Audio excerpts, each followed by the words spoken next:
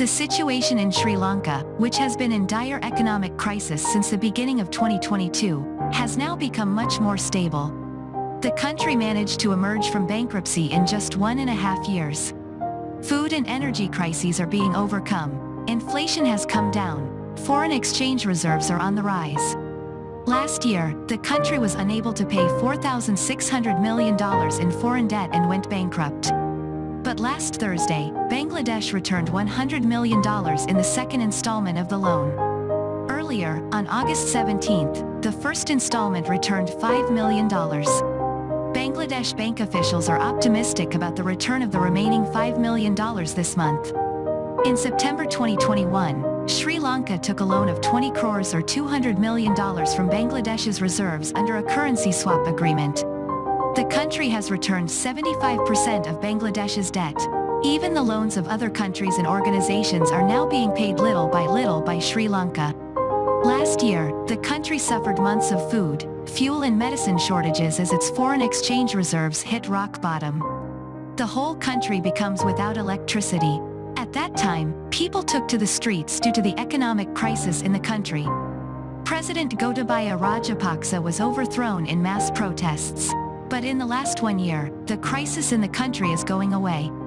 While inflation in the country was 69.8% in September last year, it decreased to 6.3% in July and further decreased to 4% in August. Sri Lanka's central bank expects inflation to come down further. According to the data of the country's central bank, foreign exchange reserves increased by $3.8 million to $3.76 billion $2 million last July. Analysts say that Sri Lanka's economy, which was on the verge of collapse, is turning around not by magic but by some policy decisions. The tourism sector, the mainstay of the country's economy, is recovering, remittances are increasing, industrial production is increasing and agricultural production is also improving. As a result, the possibility of export earnings has been created. Last March, the country received a $2.9 billion bailout loan from the International Monetary Fund, IMF. The IMF team is coming to Colombo again this month. They will monitor the situation and release the next installment of the loan. We see the potential for sustainable development, says the IMF.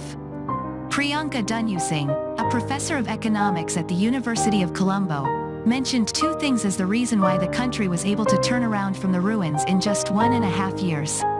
He told the BBC, some policies of the government and central bank have played a role in improving the situation. This has led to an automatic recovery in some sectors such as remittances and tourism. The combination of these two has improved the situation. But there is still a long way to go. Professor Dunyusing thinks that the result is also seen in the economy. He also said, the government is continuing to negotiate with various creditor countries and organizations like the IMF. As a result, exports have started to increase.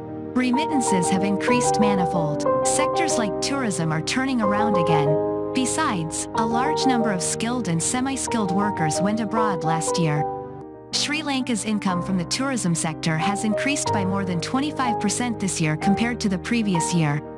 And remittance increased by about 76%. But the greatest progress in this 1 year has been in Sri Lanka's industrial production.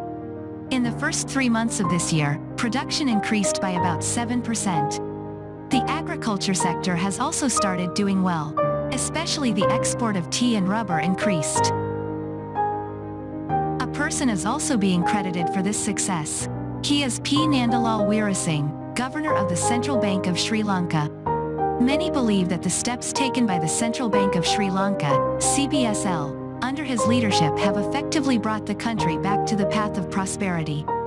Considering the situation, the country's President and Finance Minister Ranil Wickremesinghe announced last July that it would exit bankruptcy by September. Nandalal Weerasinghe is now his biggest hope to fulfill this goal. Nandalal Weerasinghe and his colleagues at the CBSL have so far put the most emphasis on bringing inflation under control in Sri Lanka. With that under control, they are now focusing on getting the economy back on track. The country's economy shrank by 7.8% last year. This year it is expected to drop to 2%. In this situation, CBSL is thinking of reducing the interest rate by 200 basis points, 2%, soon to encourage growth. Earlier, the country's central bank cut interest rates by 450 basis points, 4.5%, in June and July.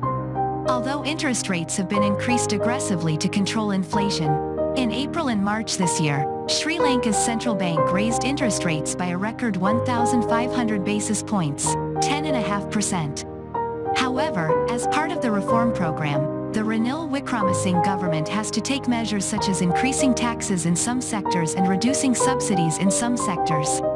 International organizations are also working to avoid the crisis. Source: BBC, Times of India.